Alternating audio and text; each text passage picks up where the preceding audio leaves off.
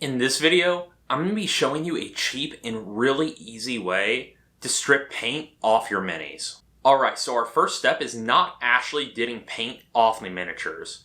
What we're going to be doing is removing the miniature from the base. This step isn't necessary, it will just make it a lot easier later.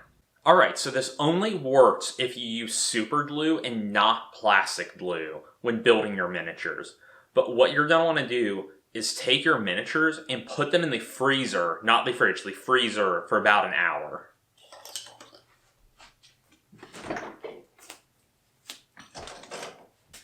So, if you're not sure if you use super or plastic glue, go ahead and try this.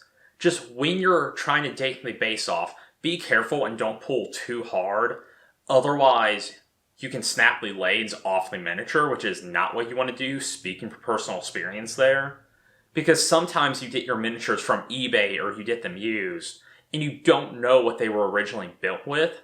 So this is worth trying. It's not a necessary step, it'll just make it easier to clean up when we're taking the paint off later. Now that we have the base removed, let's go ahead and gather up the supplies we need for the rest of this process. So what we'll be using as our stripping chemical is isopropyl alcohol. The stronger the better. You can use 70%, but you may need to go through this process a few times. Here we'll be using either 90 or 91%. You should be able to find this in the medical first aid department of Walmart or whatever your local store is. It should be pretty cheap. Now, we'll need some kind of container that we're going to actually be soaking our miniatures in. Something like a Tupperware or some kind of food storage container. If it has a lid, that's awesome because it will help keep everything from evaporating.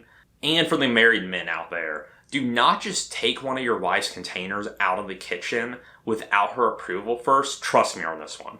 But seriously, don't strip paint in a container and then don't put your leftovers in there. That's kind of gross.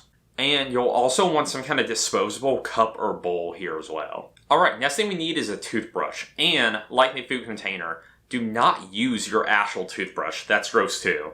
Just use some kind of brush. It doesn't actually need to be a toothbrush. Just something that you can actually brush along the miniatures that isn't too abrasive. So nothing like a wire brush here. And then some kind of brush like this too is helpful if you have one. If you're ordering stuff off Amazon, I would go ahead and get some of these. But you don't really need them. Just a toothbrush should work pretty well. Okay, and you also want some kind of paper towels or some kind of old towel just to protect the surface you're working on. Remember, we're going to be brushing off dissolved paint that will stain. And a final thing, if you're doing more than a few miniatures at a time, make sure you're wearing some kind of latex glove and have a well-ventilated area. Like you can see here, I'll be doing this in the garage with the door open.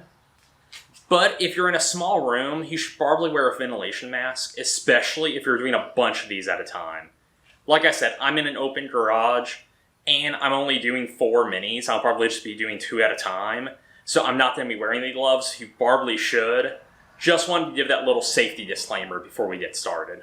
So I'll have everything you need linked down in the description for Amazon. Those are affiliate links, but honestly, you can get this stuff cheaper at Dollar General or Dollar Tree. I would just go there and try to save some money if you can. Alright, so what you're going to be doing here is really simple.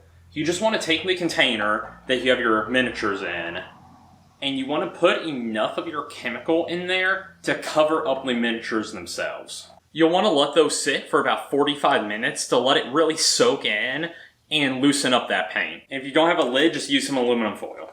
Another little tip here, when you separated the bases from the miniatures earlier, if the bases themselves have paint on them that you want to remove, you could soak those as well. Now for this next part, once they've soaked, this is where you want to make sure you have a towel or something to protect the work area that you're actually working at. You want to pour a little bit of your alcohol into a little cup, not for drinking. And then you put your toothbrush or whatever brush you're using, dip it in there, and then just start brushing off your miniatures one at a time. You should be able to get a decent amount of your paint off. So you just kind of keep re-dipping your brush and repainting over and over till you're not really getting any more off. You may have to repeat this process more than once. A lot of that will depend on what kind of paint was used, what kind of primer was used, and the strength of if you're using 70 or 90% for the alcohol. So if you're happy with your results, Even if there's some paint on there and you're like, I'm going to repaint it, this is just good enough where I don't have the actual gunk on there, awesome, just wipe it off with a towel and set it off to the side. If you want to remove more, like I said earlier, just put it back in the container and then just repeat in 45 minutes. Which, if you have multiple minis, you're going to be cycling through, so that should be enough. So do this enough times and you should have a completely stripped miniature. So the nice thing with this substance compared to a lot of the other cleaning stuff out there is it won't leave a residue on your miniature. So you can wash it off with soapy water if you want to. You really don't have to though. It should be okay to re-prime and repaint.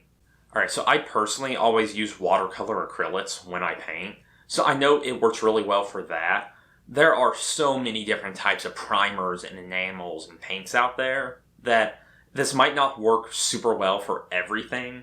If it doesn't, you'll probably want to use the same process. I would just Google, like, if you know what the paint is you're actually using, Google it and see what removes it the best. I would always start with this process though, just because there's no cleanup, it's cheap, and it's easy to do. So another warning is this stuff can dissolve glue. So if you have any particularly small bits glued on, it might actually dissolve in the glue, and you might have to re-glue it on afterwards. So if you see a bit separated, don't worry, it's not like melting your miniature, it's just dissolving the glue holding it together, so you just have to re-glue it. Alright, so hopefully that helped you out. Let me know if this process worked for you. Thank you for watching.